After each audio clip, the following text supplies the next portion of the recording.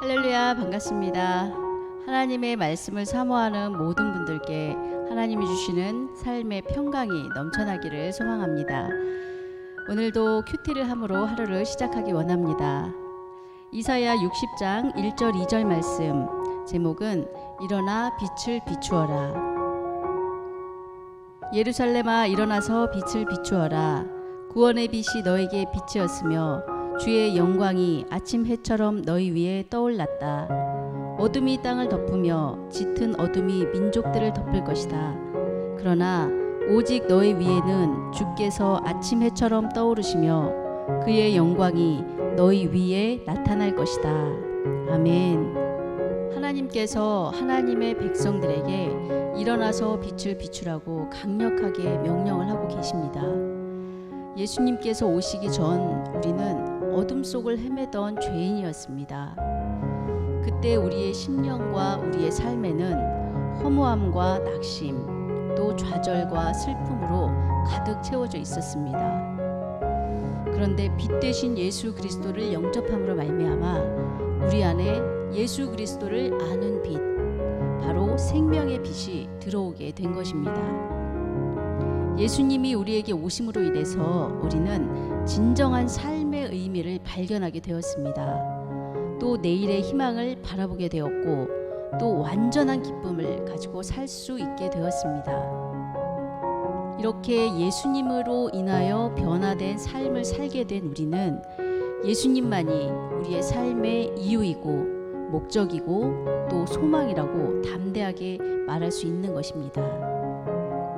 하늘에 반짝이는 별 중에는 스스로 빛을 내는 별도 있고 또 스스로 빛을 내지 못하고 항성의 빛을 받아서 그 빛을 반사해서 빛을 비추는 그런 별도 있습니다. 우리는 스스로 빛을 만들어서 낼 수 있는 그런 존재가 아닙니다. 오직 우리에게 임하신 하나님의 생명의 빛을 드러내는 존재입니다. 오늘 하나님께서 우리에게 일어나서 빛을 비추라고 말씀을 하시는 것은 바로 우리에게 임하신 예수 그리스도의 빛을 비추라는 것입니다.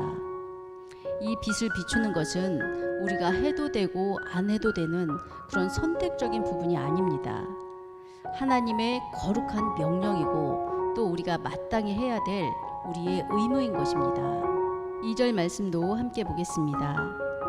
어둠이 땅을 덮으며 짙은 어둠이 민족들을 덮을 것이다.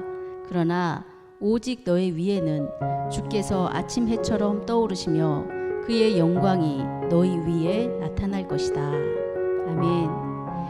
애굽 전체에 하나님의 심판의 어둠이 드리워졌을 때 오직 이스라엘 백성이 거주하던 고센 땅에는 빛이 있었습니다.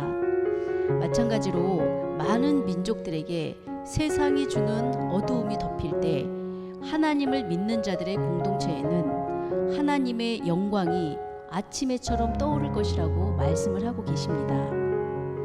이처럼 하나님을 믿는 자들의 공동체인 교회는 어둠이 드리워진 세상을 향하여 예수 그리스도를 아는 빛을 비추어야 합니다. 그래서 그들로 하여금 우리를 통해 비추어지는 그 생명의 빛으로 나오게 해야 합니다.